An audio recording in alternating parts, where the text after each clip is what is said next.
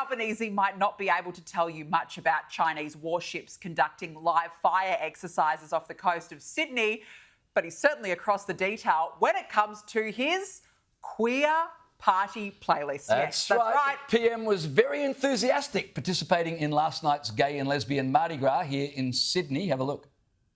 I've been doing this for many decades now, just about every year since about 1984. So for 40 years, showing my age here.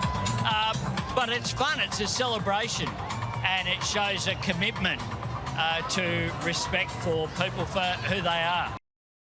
And while we're doing Mardi Gras clips, here's Adam Bant and Marine Faruqi, who's marching at the Mardi Gras wearing a keffiyeh. Here are the Greens. There's Adam Bant, leader of the Greens. Senator Marine Faruqi's there, and their title is Equality Without Exception. Yes, I would really love to see Marine Faruqi maybe shimmying with a keffiyeh on in Palestine. Oh, wait. See how that goes. She's probably not allowed to, well, let's be honest. Great to see, firstly, off the bat, the public broadcaster really grilling Anthony Albanese on the real hard questions in his career right now. The queer party playlist.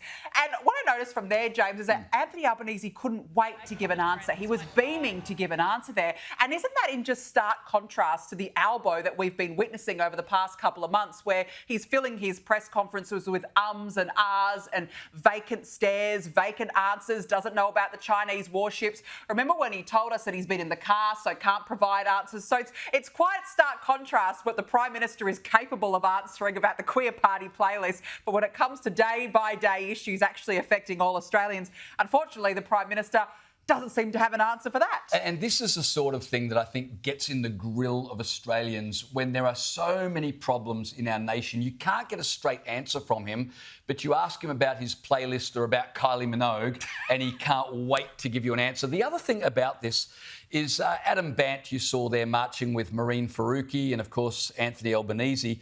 Adam Bant tweeted, "Greens will always fight for," and I quote, "queer joy and liberation." I'm not sure what queer joy and liberation means, but are you not struck by the irony that you've got the Greens and the Labor Party demonising Israel, the only country in the Middle East where gays could parade down the street without being assaulted or worse, and yet they demonise Israel? That the cognitive dissonance for them to, on the one hand, trash Israel continually, but then march in the gay Mardi Gras, and Marine Faruqi wearing a keffiyeh, as many in Hamas do, is just incredible. And the other thing is that with Anthony Albanese, he loves to talk about his social life, doesn't he? I mean, he is the gossip columnist's best friend. If he's not parading down the Mardi Gras, he's front row at the tennis, he's dancing at Taylor Swift concert. This is Albo in his prime, isn't it? That's a scary thought. It is a scary thought. This is what he loves to do. Can we move on from Albo? Let's move on from Albo. Please, that's enough of Albo at the Mardi Gras. You mentioned the Chinese warships that have been circumnavigating Australia, and we've learned today